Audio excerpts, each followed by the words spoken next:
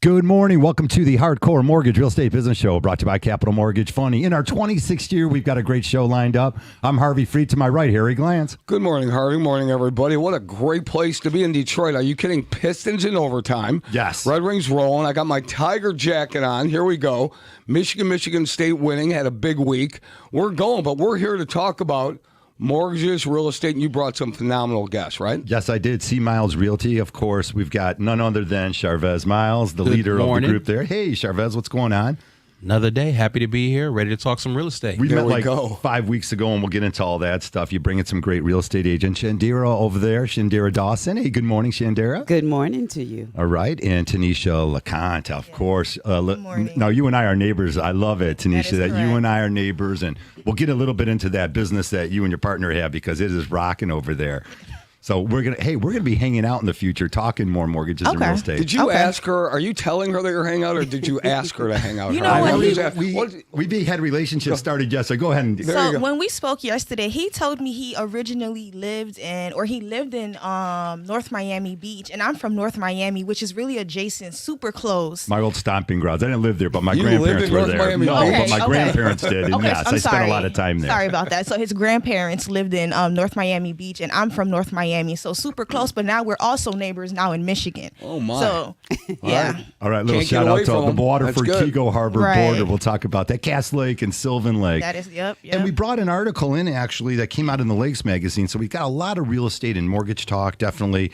Harry, it's great to see you back in. Thank you. Of course, you might have taken a little breather there this week, and craziness going on in the world as we wake up, and there's some more stuff going on. So things could affect mortgage rates. The world always got these geopolitical events, but we'll talk about some local real estate and all the great opportunities here. Charvez, God, getting these houses on the market and making them look really good is still the key, because the nonstop theme that we get here on the show is the beautiful houses, the ones that have been decluttered and really updated, and they look good, they smell good. Those are the ones that are getting the multiple offers. That is correct. That is correct. It always comes down to marketing, comes down to presentation. So you have to have good presentation. Like you said, declutter. You have to have an agent that cares, that's going to market your property properly. And when we say marketing, yes, we mean the MLS, we mean Zillows and all of that, but there's also social media. There's also open houses. You got to stick to the basics. You can never get away from the things that we did in the beginning as real estate agents. And Yeah, that's pretty sound advice. And what I like to ask people, and we do it all the time, if you're at previous shows, we always talk to the realtors that walk into somebody's house. And the good houses, when I say the nice presentations, or it's all clean, nice, freshly painted, those are easy, right, when you're a realtor? Right. However, what happens when you walk into a house and you go on your listing appointment and you're talking to somebody, you walk up to the house, you walk in, and I'll use my words and not yours. You walk into the house and it's a train wreck. What do you tell those people? What do we tell those people? So you got a couple different ways to approach the situation. I'm not an agent that's going to tell you that you need to tear down and rebuild your whole house.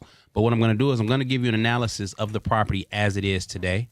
I'm going to definitely give you some recommendations on things that you can do to make the house look better and presentable for the showings and things like that. But then there's also going to be, if you wanted to do X, Y, and Z, then that may boost your value. That may attract more buyers. So you have an option. You have an option as is.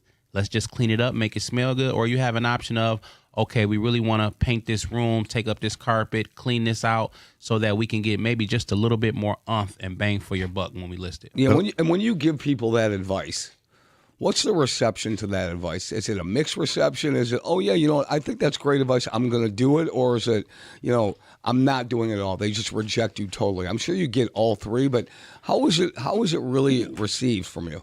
So most people are at least willing to declutter. They're at least willing to clean up. They're at least willing to make it look a little bit more presentable. But when it comes down to spending money, that's where we get, some pushback, some fluff. But a lot of times what happens is, I hate to be right.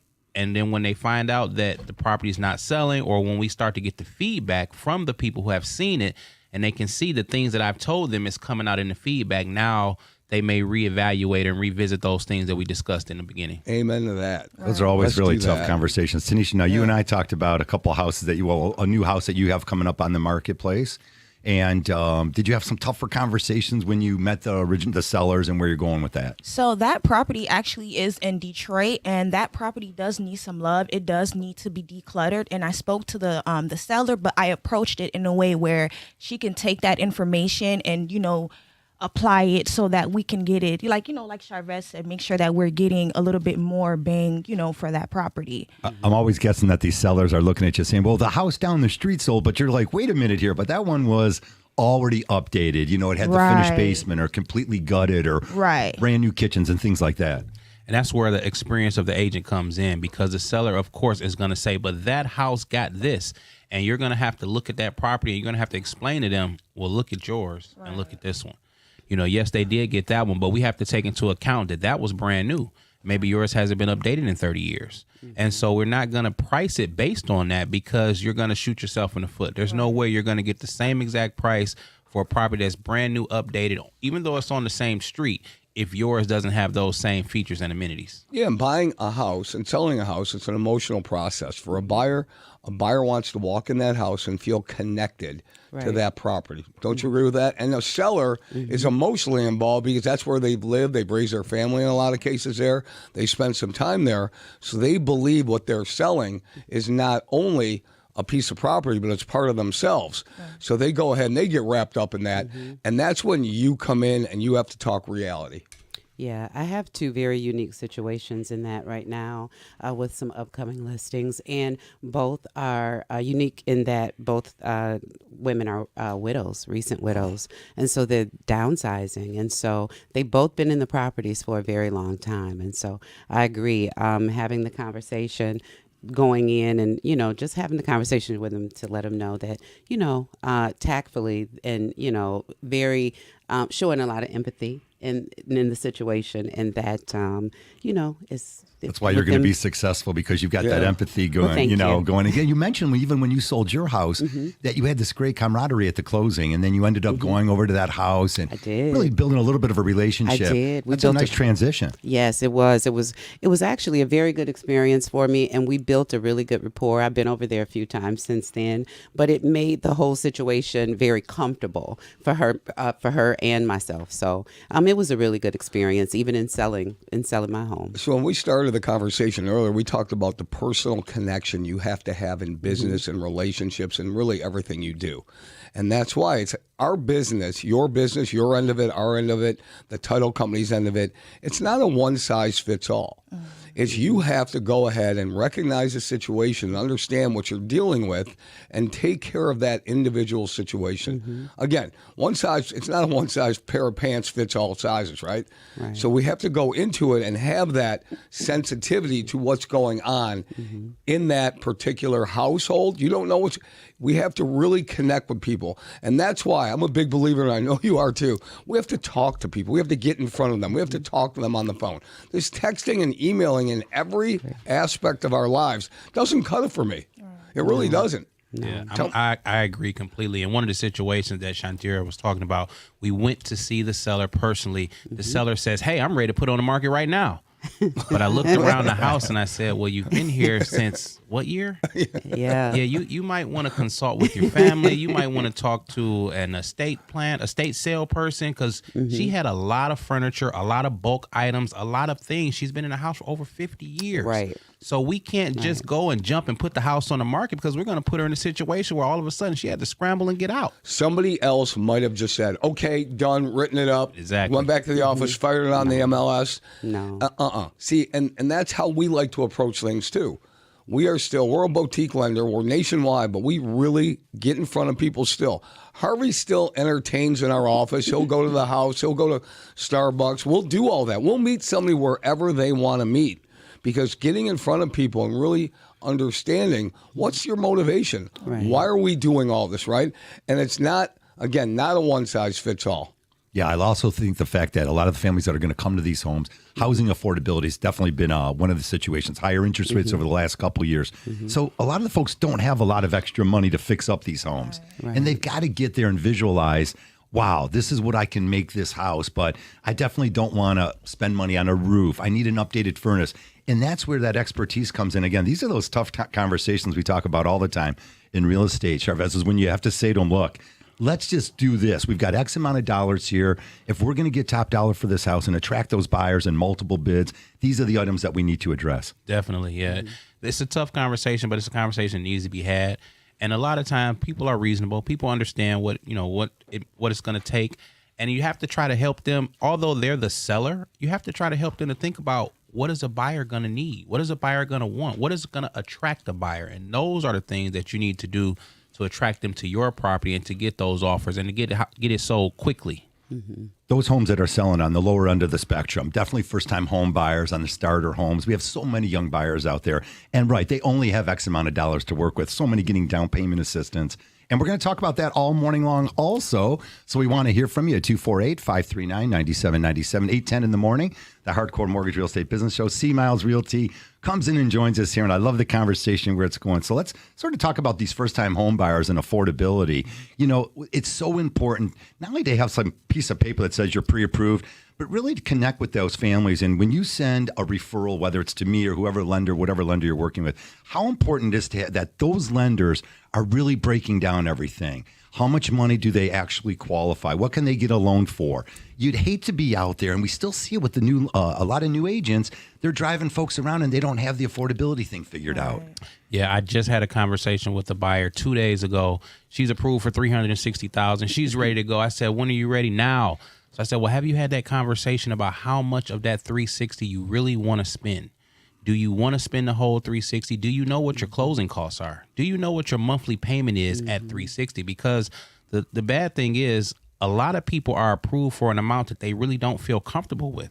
It sounds exciting because, hey, I'm approved, but you may not want the payment of $360,000, or you may not have the funds to bring the closing. So it's definitely important for the lenders to explain that, break it down for them, give them an estimate on what they're looking at as far as cash to close, what they're looking at on monthly payment, and even checking the taxes to see if those taxes have changed recently so that they don't get that sticker shock after they purchase the home." So you covered everything so succinctly. Just because somebody this is one of my favorite sayings, just because somebody can afford to do something doesn't mean they should do it. Yep.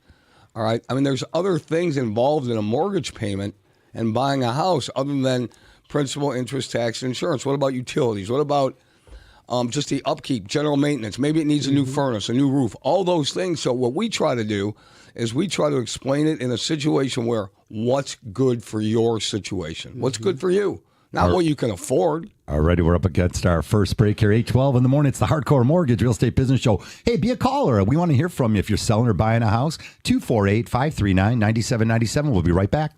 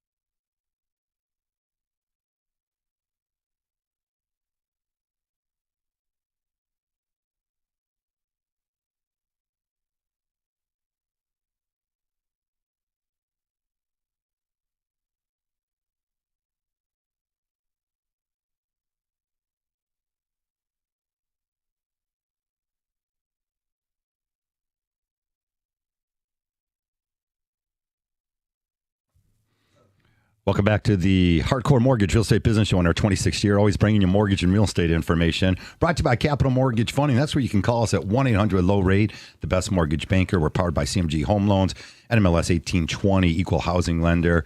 I love our panel this morning. Charvez Miles, of course, from C Miles Realty, Shandera Dawnson, and Tanisha Leconte. Lots of fun. Tanisha is my neighbor now, of course. I did mention earlier where you're stuck with me. I think I told you yesterday on our first conversation, I go, now you're stuck with me. You did. Good. So what's fun is, though, being able to have those conversations. Like if I have a real estate call, I'm calling my neighbor, my friend Tanisha. And I always suggest to new real estate agents, it's about your team. Again, if you're newer or you're a lender and you're new, you definitely want to have a team backing you up so that you can really feed off each other. So it sort of goes into our communication thing, but we're going to get back to all of that. Definitely want to hear from you, 248-539-9797. So let's roll off to that affordability as we're working with so many first-time home buyers. We'll throw in some down payment assistance. But Tanisha, you brought it up yesterday. You're like, Harvey, I'm watching television, and sure enough, a family moves up here from Florida. Right. And now they've got an $800 or $1,000 gas bill, just trying to figure out how they're going to heat their home. Things that they didn't really break down and go over with their agent. How important are these conversations? So I think it's really important to work with an agent that's knowledgeable about the property taxes, just other factors that plays into buying a property, especially when you're relocating from another state and you're not really aware of what's happening in the particular state that you're moving to.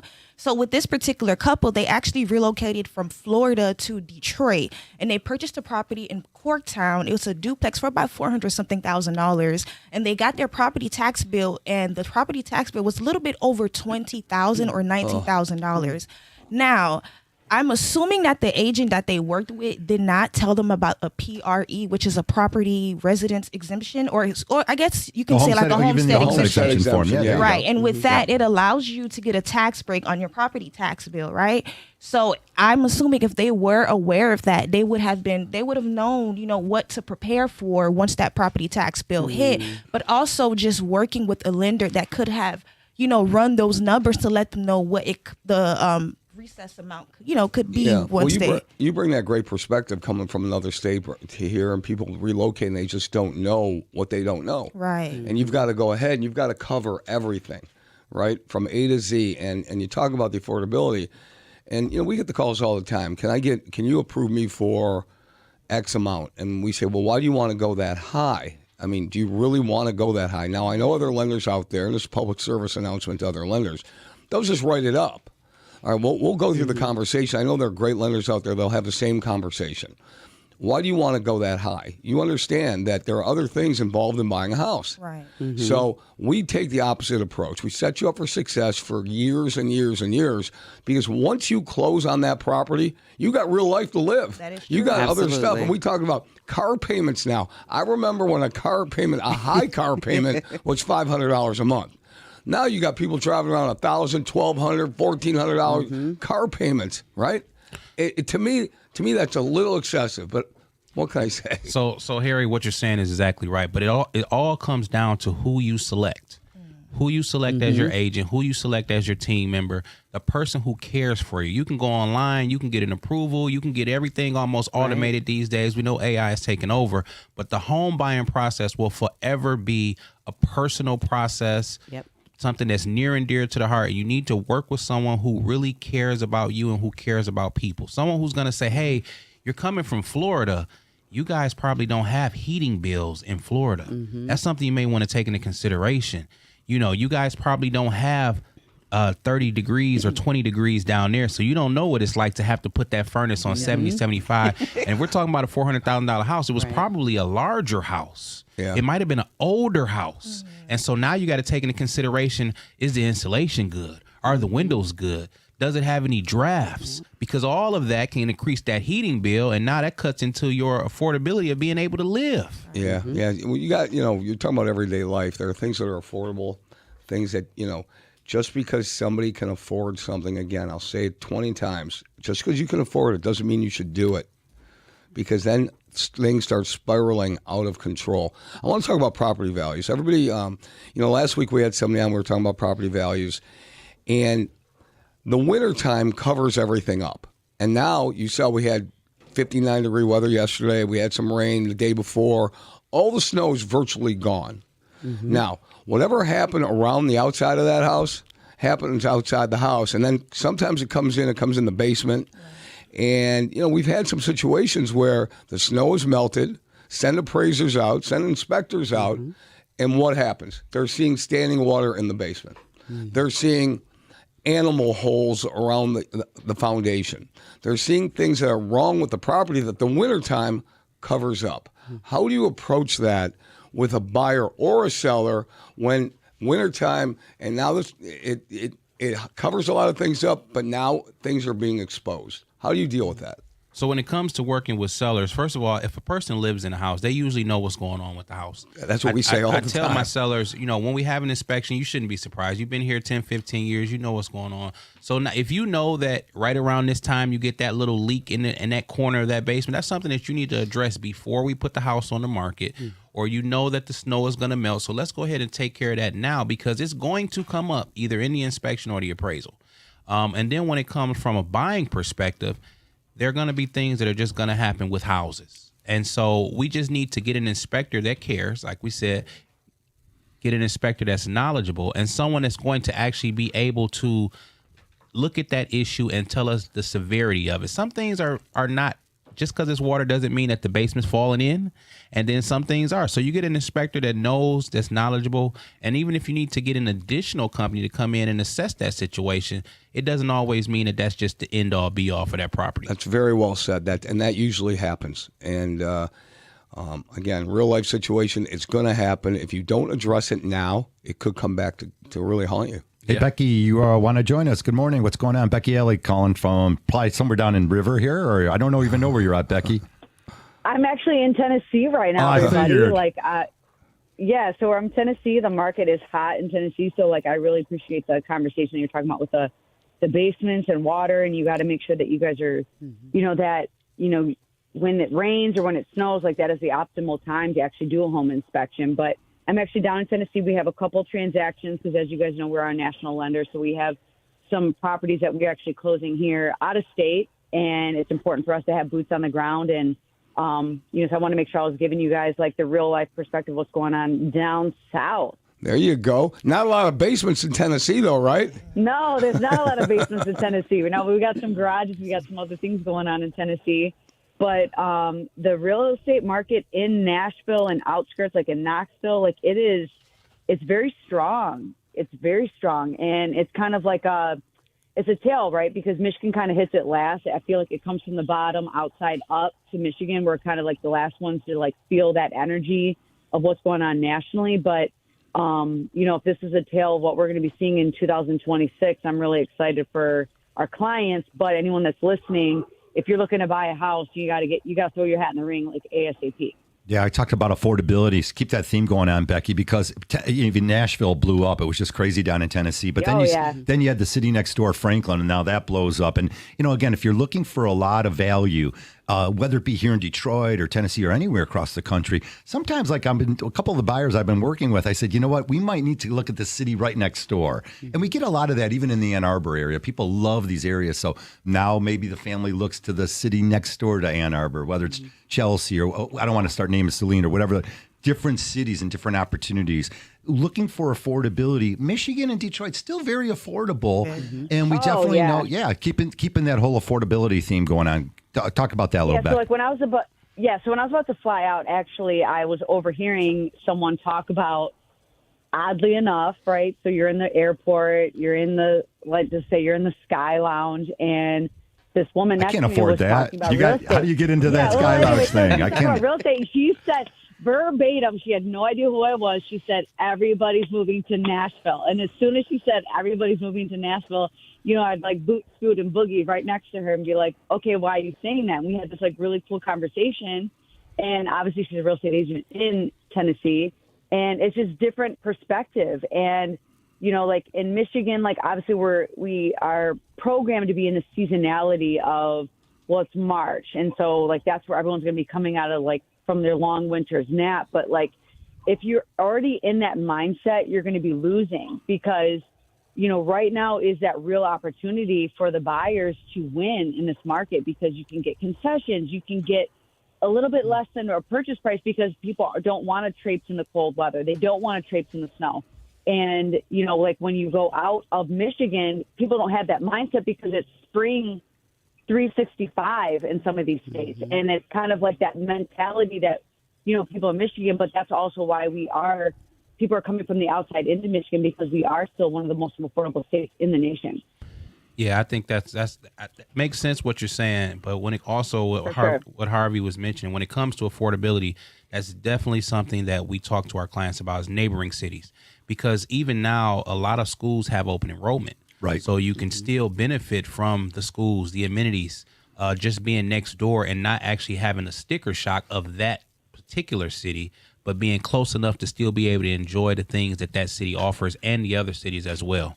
So definitely something that a conversation that we have with our buyers. Charvez, also this opportunity here as we get to the end of winter, but then of course, sure enough, beautiful day yesterday, then we'll get an inch of snow tonight or something like that. But this opportunity still lingers out there, another month maybe, where you can go ahead and make a great offer and maybe get some sellers concessions, a little bit more balanced. Wouldn't you say here locally with the inventory lately and maybe the negotiations? Definitely, yeah. Everyone knows every summer prices go up, offers get hot.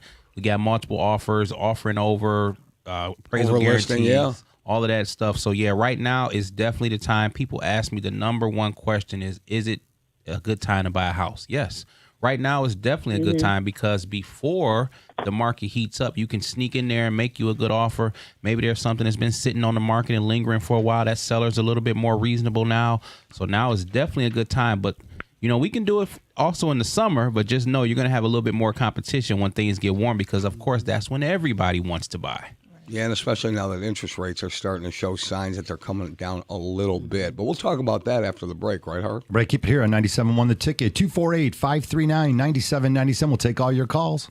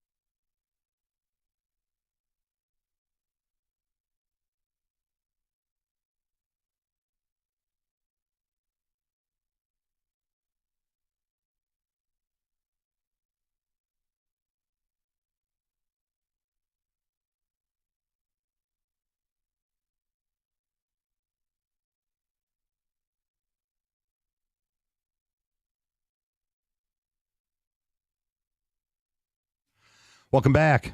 It's 8:31 and the sun is shining all around Metro Detroit. Of course, you can hear us all the way through all the counties, probably way up in St. Clair County and for sure Genesee County and you name it, Lenawee.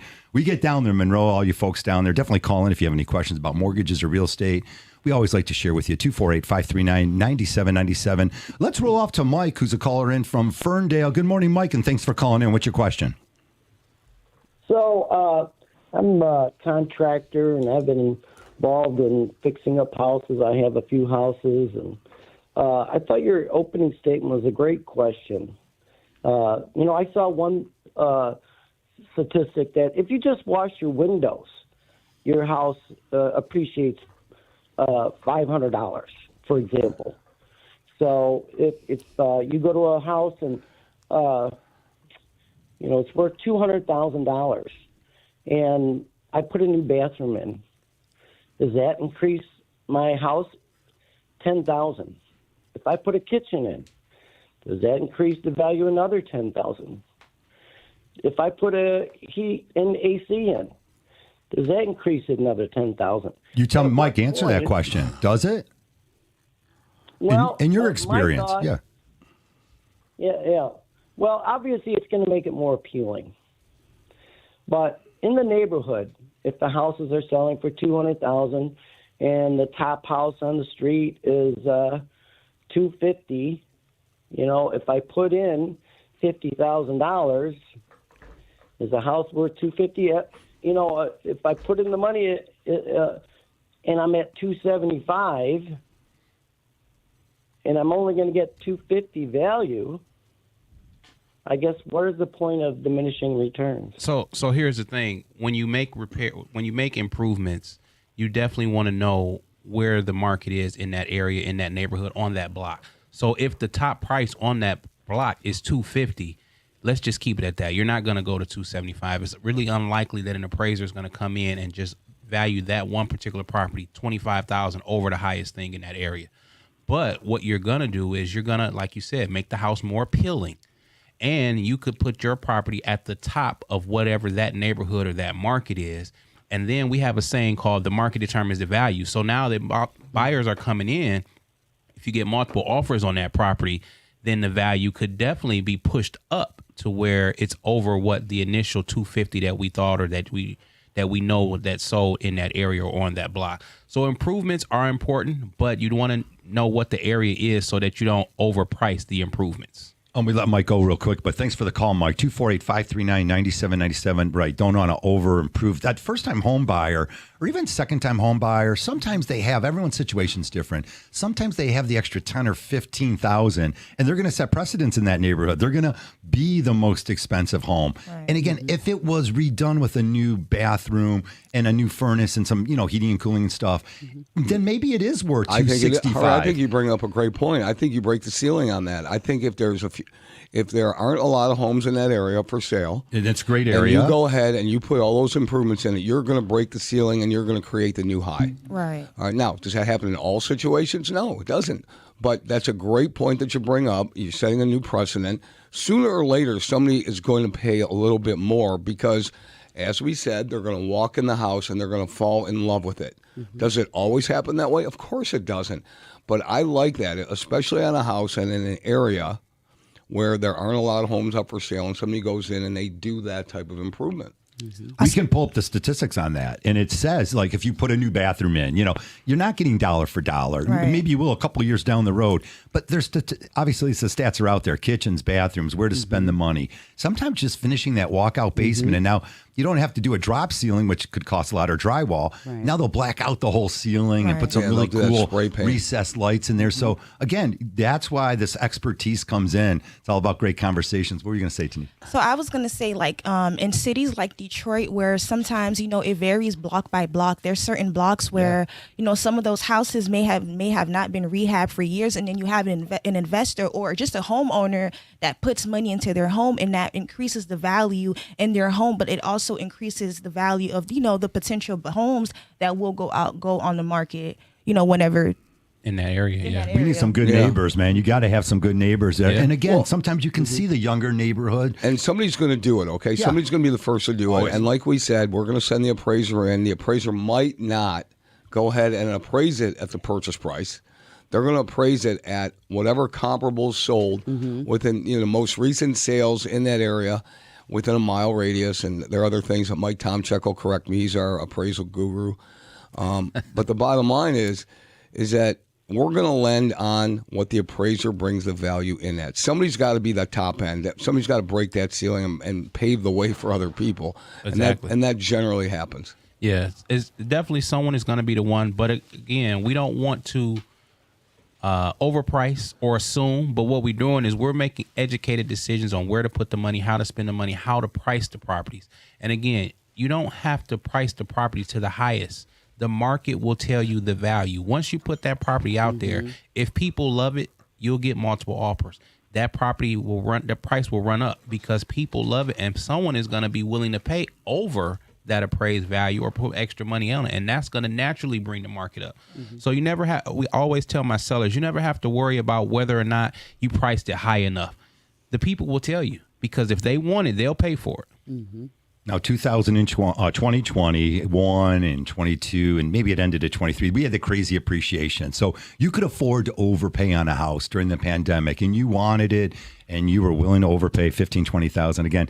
Now we don't see that kind of appreciation. It is definitely trickled down. But Michigan, the statistics came out again. We always like to bring out the numbers. Numbers don't lie. 5.5 to 6% across the state. But we have different pockets, as you guys, Tanisha, it could go subdivision to subdivision. Right. This is hot. And again, we'll use Detroit. Corktown's been hot for a while. Maybe the other Grandmont, now that'll catch up. University District's been hot. Whatever area can get a little hotter, right, you might see a little bit more appreciation. And there's reasons folks are going to move to these areas. We've seen, again, a lot of downtown cities. And we could be talking about Romeo. We could be talking about, you name the city anywhere here in Southeast Michigan or anywhere really in the United States. You always see that happening. What's the next hot area? Right now, Bagley is hot. Bagley is really on fire. Of course, North Rosedale, Grandmont is on fire. Let's see what else.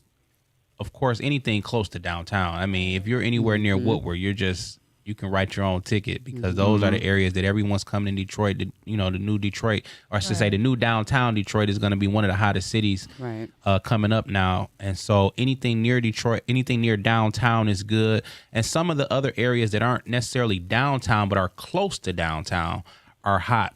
Boston Edison always a thing. Palmer Woods always. Palmer Indian Woods, Village always. We have LaSalle Rachel- Gardens. Yeah. There's so many different areas in Detroit. And that's one of the things about Detroit is so much culture, is so many different pockets where you can find a neighborhood that you never even knew was there that has gorgeous houses, gorgeous neighborhoods, walkable areas, restaurants, all types of things. And then it's like a hidden gem. University. What about Marygrove? Yeah, definitely. Yeah, definitely. University Going to and start Marygrove. dropping all the different ones on you. Because I drive the city, Harvey. Yeah. I know you do. I drive the city. I'm there. Yeah. I agree with Charvez. Like, Detroit really is booming right now. I'm not sure if you guys heard, but Detroit was named the city of the year. And no other city since 2005 in the United States has been named that, because Detroit, there's a rebirth happening. We're seeing Detroit come back. We're seeing the culture, the history, everything that embed that, that says that just, Detroit is just a city that's just growing, and it, we're seeing it, with the arts, the culture, the restaurants, the hangout spots, the universities. There's so many coffee shops. The young professionals are moving here because it's affordable. Also, there's so much to do, and people are loving Detroit because of that. Tanisha, can you remind everybody where you're from? I'm actually from South Florida, Miami, Florida. So you moved all the way from Miami to Detroit? I did. And How about y'all? people ask me all the time, why did you move from Florida to Michigan? And I'm like, why not? There's a lot of benefits to moving to Michigan, in my opinion. When you take away the weather outside of like the snow, people are like, oh my God, it's cold. No, outside of that, you get all 4 seasons. The fall here is beautiful. The spring is beautiful. The summer is beautiful. But then also you have farmers markets. There's nature. There's the Great Lakes. right? There's so much about Michigan that people just aren't really aware of. I'm so excited just listening to you. I mean, if you're from a city like, if you're from a state like California or Florida, and you still want that beachy feel, there's so many cities here in Michigan that gives you that. Like last year, I was in Benzonia, Frankfort. Beautiful lakes, beautiful beaches. I mean, you would have thought you were in Jamaica. I kid you not. That's how clear the water was, and that's the vibe that I got. I love that. So I think people need to We understand. take it for granted because the quality of life here is phenomenal. It really is. People don't know that. And we It talk about really, affordability, really which is a key is. thing. Somebody from the outside coming here and saying that to people around here really enforces what we really have. Right. Yeah. And it's so funny. I went to California in December for a Lions game. And as I'm driving through the neighborhoods, I'm a real estate agent. So when I see a house for sale, I go right to Zillow and look it up. Some of the houses in California, 1.3 million. Here it would be 200,000. Lakefront. Your money just goes so much farther. Right. Affordability is just so much better here. It is. Not to say there's anything wrong with those other states, No. but I mean, you just get more bang for your buck. That's why we have investors, fortunately or unfortunately, because I'd rather sell to individual families. We have a lot of investors that come into our area and buy these homes. That is true. Yeah. Yeah. All right, the show that keeps the money in your pockets, the Hardcore Mortgage Real Estate Business Show. We talk mortgages and real estate. We take your calls, 248-539-9797. We'll be back.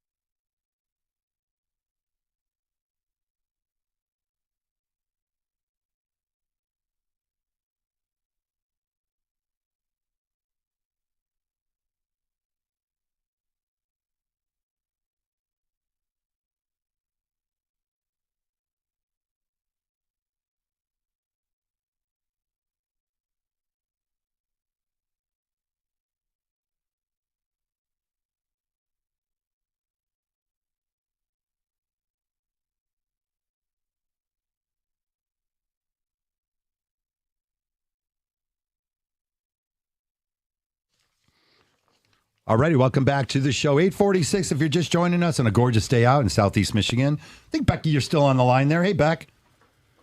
Still Hey, there? what is going you're still, on? Right, Yeah, Becky's still out there in yes. Tennessee giving us some vibes from the South. So hang in there with us, Yeah. Becky, if you want to join. It's beautiful in Tennessee, everybody, by the way. There you go. Hey, give me a temperature output there. What do we got? I mean, it's probably, I don't know, like 60 right now already. Okay. Well, You know, here we are. spring We're is wanting to- last day of spring is wanting February, to Becky, be here. fun So I don't know. yeah. Do we get more snow here in March? For sure. we You might, know we that. might. I got the I over. mean, you know, there is that like random snow that we get in April, like that full We'll get it. spring that comes around, you Yeah. know, whatever. We got C Miles Realty and, of course, and Shandera and Charvez and Tanisha joining us. If you want to call 248-539-9797. Becky, I'll let you do the down payment assistance conversation real quick, and we'll get through that because I want to go back into some of the expenses now as folks are starting to get their tax bills or their SEVs are coming through, and we'll definitely talk about some debt consolidation. But Becky, definitely first-time home buyers, a lot of DPAs out there, down payment assistance. Just give us a little background on it. Yeah, I mean, if you're trying to get into home ownership in 2026, you got to throw your hat in the ring. And part of that is just having a high-level conversation with a high-level loan officer and real estate agent, right? The team that you build around you is going to be, you know, is going to build the success that you're going to have around what you're trying to do as far as like your accomplishment and goals. And when it comes to down payment assistance, I mean, this is life-changing money. You know, if you are renting and you are, you know, like stretching yourself so thin because you're unable to save the money because you're just going month to month, you need to have a conversation with somebody because, you know, like it's like a muscle that you have to flex a little bit. So if you are paying $1,500 a month in rent, for example, and you're unable to save money and you have a conversation with us at Capital Mortgage Funding, you know, this could be like $10,000 that we're able to put in your pocket to help you buy your first house.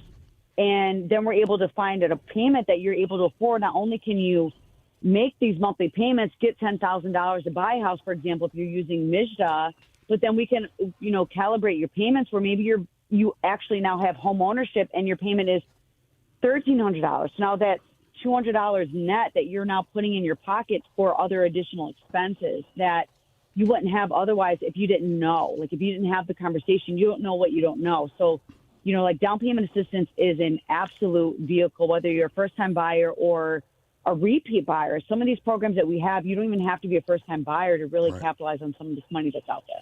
Hey, Becky, it used to be the conversation was, you know, I can afford the monthly payment and utilities and everything. I just can't save enough money. I don't have money for the down payment. There's no excuse for that anymore, is there? No, there's not. I mean, like we talk about this, if you are a longtime listener of the Hardcore Mortgage Show, is there's more down payment assistance in the history of ever, especially in Michigan, because, you know, we want people that are going to be like owners, primary. This is your primary home because, like as you mentioned, Carrie, like there's people from the outside coming into Michigan because we are so affordable. So that's why there's more programs available to that, you know, first time buyer or that repeat buyer. They're going to occupy the property because they don't want it to be given out to rent, you know, to people that are going to be renting, especially in think about like in New York, you're paying $3,000 for what is the size of a closet where you can get a whole house, like under $500,000 on a lake, on Higgins Lake, for example, right? Beautiful waters. We talked about that. And you can occupy that as your primary residence if you're in that position to live in that area. I mean, you have to have the conversations, especially with MIJDA. They've updated the purchase price of $549,000 and some change because they want you to occupy these properties, and we have the access to do that. So why would you not want to do that for yourself? All right. Hey, Beck, we're going to let you go, though. Thanks for joining us, as always. Becky Ellis will be in the seat here next week for sure and sharing all sorts of great information. Thanks a lot, Beck. Okay, the buzz has been this week, and especially rates have dipped a little bit below 6%. That's a great conversation now as we had so many families, again, especially on these down payment assistance programs. Some are loans that you have, they're quiet second mortgages, the MIJDA program. If you take the $10,000, then you will pay it back one day when you refinance the house. But there's other programs. The Chenoa program has a repayment situation where you don't have to pay it back if you make 36 payments on time. And those rates have dipped under 7%. So a lot of folks who've been sitting on the fence Good news is these rates have become a little bit more manageable, and there are some more and more families getting out there. Again, there's a lot of buzz out there as we're going to be heading into the springtime. I think maybe even March 8th or something like that is when we're going to spring forward. So sort of the time where we're getting closer to springtime, and more families, Charvez, are going to come out looking to become homeowners. I agree. Yeah, it's definitely the time. Like was said before, not having money or the lack of is not an excuse not to buy a house. There's plenty of down payment assistance out there. There are plenty of grants out there. If you have $3,000 to $5,000 in your bank account, especially with tax time coming around, you can purchase a home. That's what we're here for. And again, year over year, we're up inventory wise. That's been one of the situations is buyers have more choices now. They're not as desperate. It's not a frenzy. So you don't have to come in crazy overbidding and stuff. Not on every home. Again, that's the expertise of the agent. Yeah, definitely. And we're seeing a lot of nicer homes now, a lot of remodeled homes, a lot of updated homes. Inventory is great, and there are a lot of options.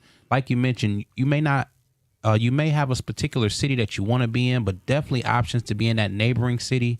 Definitely options to buy something that's already move-in ready. It's just so many opportunities when it comes to real estate. That's why we love what we do. 5% appreciation across Southeast Michigan, some 5.5s, and the number is going to vary a little bit. But 5% on a $300,000 house. Now your house is worth $315,000. Maybe if that continues the next year, now you're at $330,000. Right. A great way to build equity. And I know a lot of families. Again, if you're a situation where you're just starting off, there's lots of different programs. And again, save your money and maybe we get you out of that rental situation. Nothing like building equity. Yeah, I think you're going to see in the real estate community, I think you're going to see those buyers or the sellers that didn't want to sell in the last couple of years because they thought the rates were too high or they had nowhere to go. Right. I think they're going to start moving off that a little bit now because rates are down a little bit.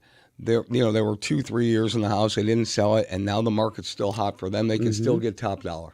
Yeah. Right. This is the first time we've actually seen rates this low since what? 22 maybe. Right. So it is really a good time to get in the market if you are a buyer, but also if you're working with a realtor, it's really important that realtor does have preferred lenders that have down payment assistance programs to assist you.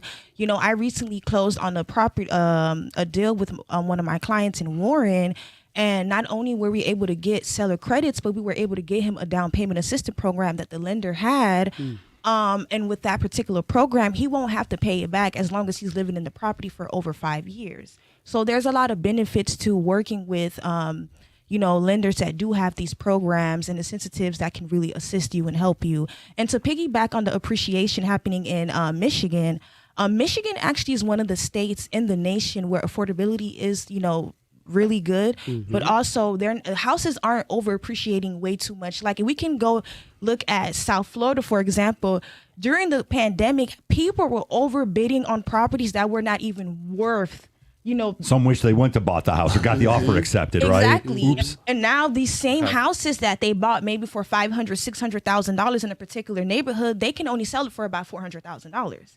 So, but that's not happening here in Michigan. It's happening in certain states like Florida, certain areas like the South Florida, but that is not happening here in Michigan. Real estate's always been more of a longer play here. Definitely, it's more of a longer play. It's not you're going to sell the house and then flip it. You'll get capital gains if you don't keep it for 2 years. Right. So usually we want to tell people 3 to 5 years. I mean, put a plan together. If it's your first house and you're going to outgrow it, okay, that could be a 3 to 5 years. Your second house, that should be your family house. If you can stretch it out right now and get in the neighborhood you want to be in or the location you want to be in, it's so important. I think people are losing.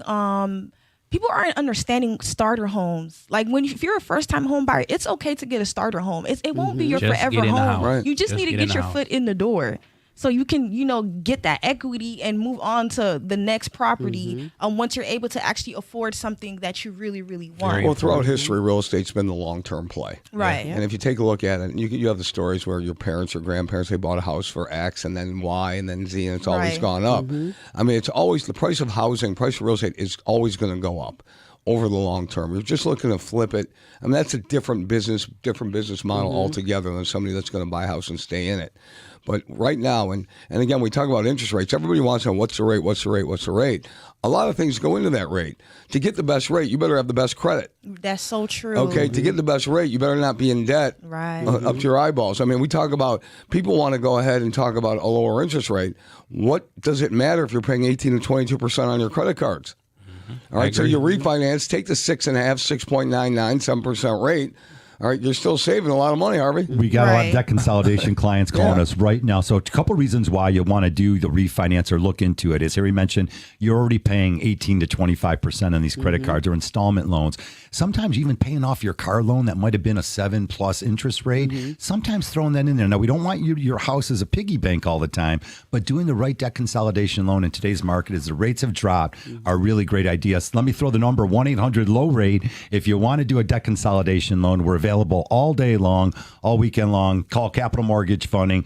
They sponsor the show. That's where you can find Harry and myself. We, yeah, they. I It's said a that's where you we. can find Harry and It's us. a we. Hey, you guys, that music says we got to get out. We got like 20 seconds. Want to thank Charvez, C Miles Realty, and of course, bringing these great ladies.